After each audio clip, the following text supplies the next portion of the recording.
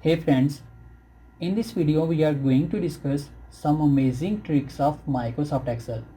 The first trick that we are going to discuss is that how we can locate if there is any invalid entry in our data. This is table in which we have list of employees with employee ID numbers, sales that they have done, commission percentage and commission that they have earned. Let's say from this list of employees, we want to know that if there is any invalid entry or if there is any mistake in these employee names. So how we can do this? Here we have exact list of employees or exact names of those employees that are actually working with our company. And from this list we want to know if there is any mistake or if there is any invalid entry. So as from this list we want to know invalid entries, so we will select this whole list of employees. We will go to data tab, then we will go to data validation. In data validation we will select from this drop down arrow list. We will click here under source and we will select this exact name of employees that are actually working with us. Then we will go for OK. Now once again we need to go to data tab. In data tab, data validation, but this time we need to go to this second option, circle invalid data. After we click on this option, you will see that any invalid entry will have circle on this. Let's say for this David, we check for this first employee David, DAVEED, and we try to find this exact name here. We cannot find this exact name here. Here we have a name David, DAVID. That means this name is David. Here is spelling mistake. Similarly, this employee name Michael. If we try to find this name Michael here, we cannot find this name Michael here. So that means this is also a mistake. So in this way, you can locate invalid entries from your data. The next trick that we are going to discuss is that in Microsoft Excel, how we can combine multiple tables into a single table. The tables in which some items are common and some items are not common. For example, here we have sales of 6 months from January till June. In these tables we have been sold multiple products. Some products are common in all months and some products are not. For example, this product A, B, these are common in all months. But let's say for this example, for this product O, this we have been sold only in Feb and in April. If we try to combine these tables manually, this will take too much time, right? So how we can instantly combine these all tables without any mistake in Microsoft Excel? For this, what we need to do, we need to click on cell in which we want to get result of combination of all these tables. Then we need to go to data tab. We need to go to consolidate option. We will click on this consolidate. This will give us consolidate window. In this window we need to select all these tables one by one. Let's see how we need to select these tables. We need to select these tables including their headings.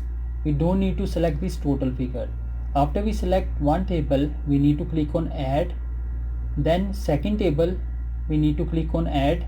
Similarly, we will select all these tables that we want to combine.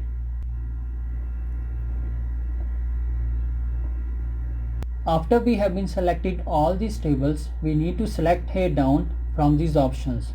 On which base we want to combine these tables? We know that one thing is common in all these tables, that is heading.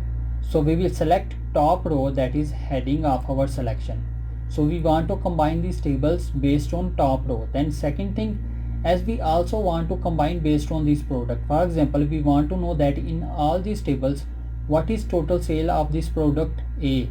So A product or product name is on first column. So we will also check here left column or the first column. You can see this is left column of all of these tables. Then we will go for OK. And you can see this is total of all of these tables. Let's say for this product A, here total is 10,515. So if we check total of product A in all these tables, we will see that total will be exactly same 10,515. So similarly, in this way you can combine multiple tables into a single table in Microsoft Excel. the next trick that we are going to discuss is that in Microsoft Excel how we can enable auto fit size or width of all columns. Let me tell you what does that mean. Let's say in this column D I will write Microsoft